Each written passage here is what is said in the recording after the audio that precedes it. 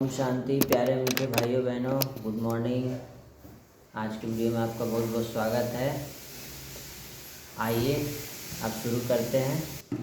तो कल का जो होमवर्क है वो बनाई है, हंसती है। होमवर्क बनाना बहुत ज़रूरी है। स्कूल का होमवर्क बनाती है कि नहीं? तो बाबा का होमवर्क क्यों नहीं बना रही है? बाबा तो सुप्रीम टीचर है, सभी टीचरों का टीचर, सतगुरु, सभी गुरुओं का गुरु। अब वो जब होमवर्क देते हैं तो हमको बनाना चाहिए ना। तो ये है आज की कहानी, जैसे को तैसा। किसी गांव में एक निर्धन ब्राह्मण आया, उसके साथ उसकी पत्नी भी थी। लोगों को ब्राह्मण दंपति का स्वभाव अच्छा लगा। उन्होंने गांव के मंदिर के पास ब्राह्मण को झोपड़ी बनाकर रहने की अनुमति दे दी। गांव वालों की मदद से ब्राह्मण ने अपने लिए झोपड़ी बनाई और पत्नी के साथ उसमें रहने लगा। वह सुबह शाम मंदिर में पूजा करता और बाकी समय लोगों के कामों में उनकी मदद करता था। वह लोगों के पशुओं के लिए चारा लेकर आता और खेतों के कामों में भी उनको मदद किया करता था।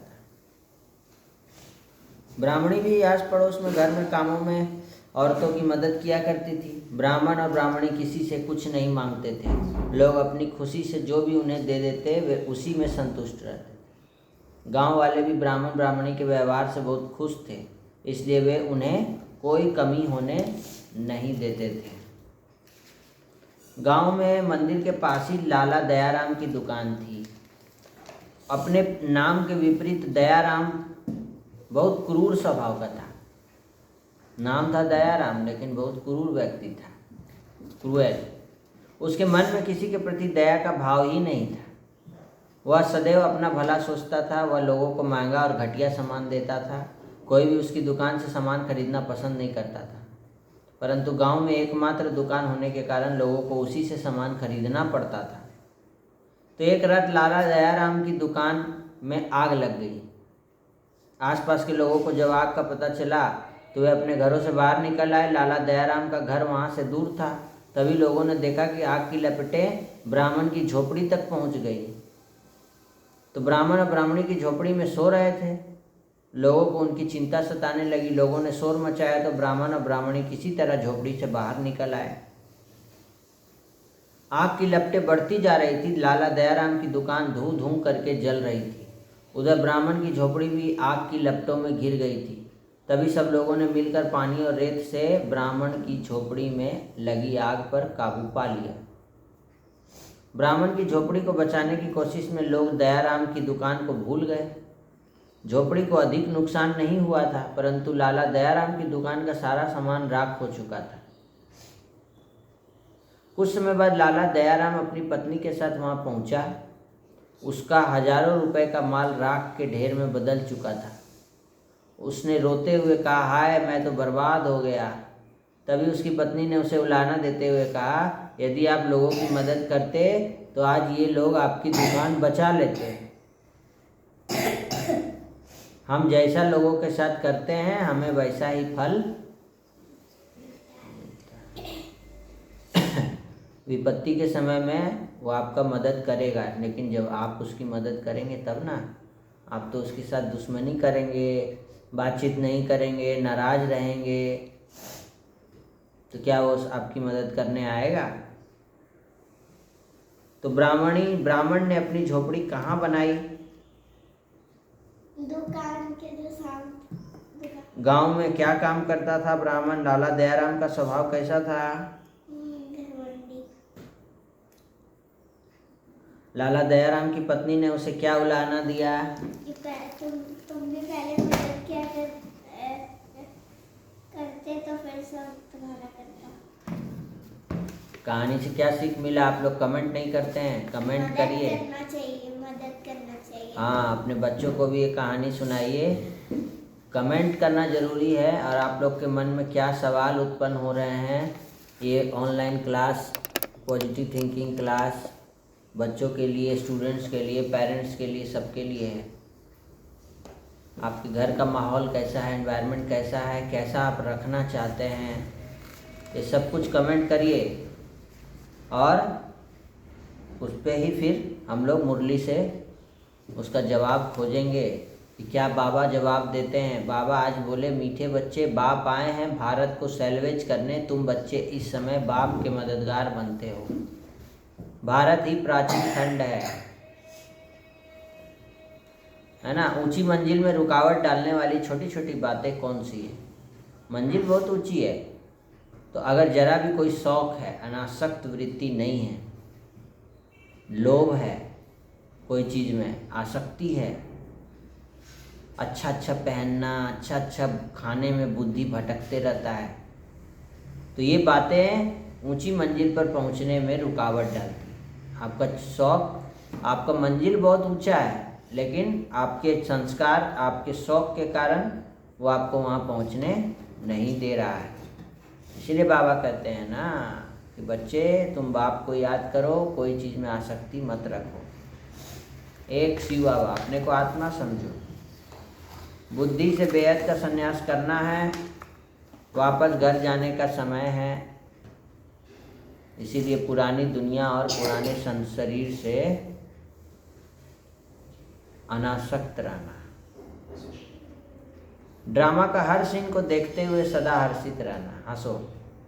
जैसे फुटबॉल के मैदान में फुटबॉल का मैच चल रहा है, क्रिकेट का मैच चल रहा है, तो देखते हैं ना कि जाके खेलने लगते हैं। देखना है, देखते हैं, अब खुश होते हैं गोल हुआ तो।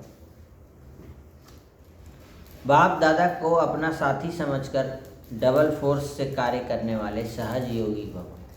बाबा जब साथी बन जाता है तो डबल इंजन हो गया ना, एक तो आपका इंजन है, एक तो बाबा का इंजन है। तो डबल इंजन में तो ट्रेन अच्छा स्पीड से चलेगा ना। नहीं, कोई भी कार्य करो ना तो बाप दादा को अपना साथी समझ लो, बना लो, तो क्या होगा, डबल फोर्स से कार्य होगा और स्मृति भी बहुत सहज रहेगी, क्योंकि जो सदा साथ रहता है उसकी याद स्वतः बनी रहती है। तो ऐसे साथी रहने से, बुद्धि द्वारा निरंतर सत का संग करने से सहज योगी बन जाए।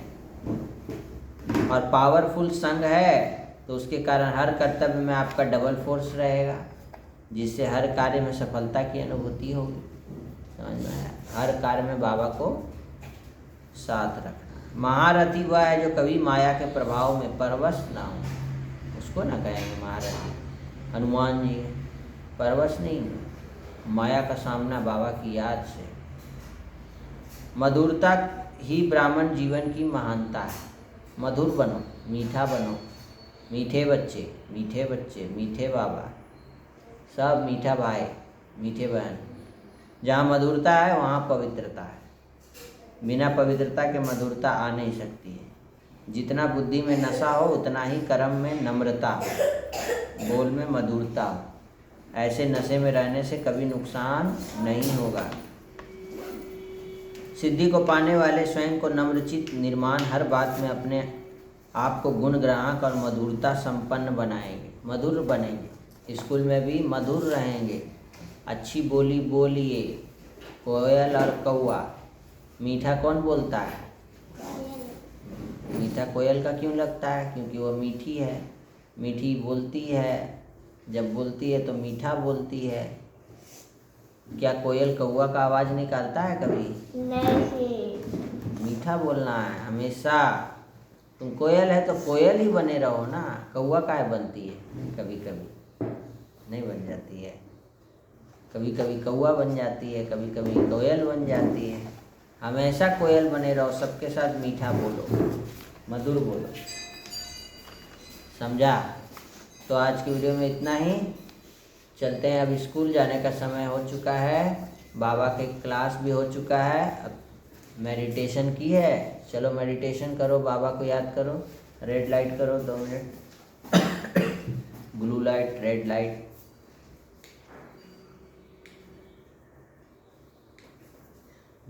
चलिए बाबा की याद में खो जाइए।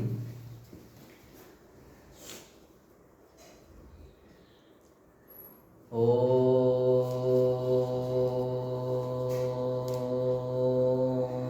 शांति। ओम शांति। ओम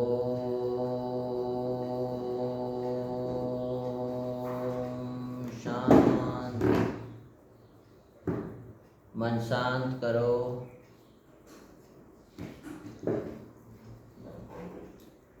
अपने को आत्मा देखो, मैं आत्मा अनासक्त। शंकर जी के जैसा तपस्वी मूरत।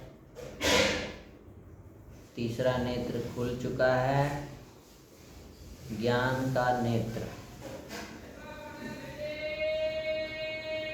ज्ञान, पवित्रता, प्रेम, सुख, शांति, आनंद और शक्तियाँ बाबा से आ रही हैं।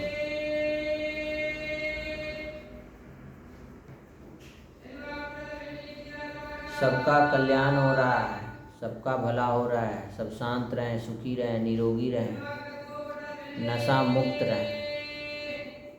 ओम शांति, ओम शांति, ओम शांति।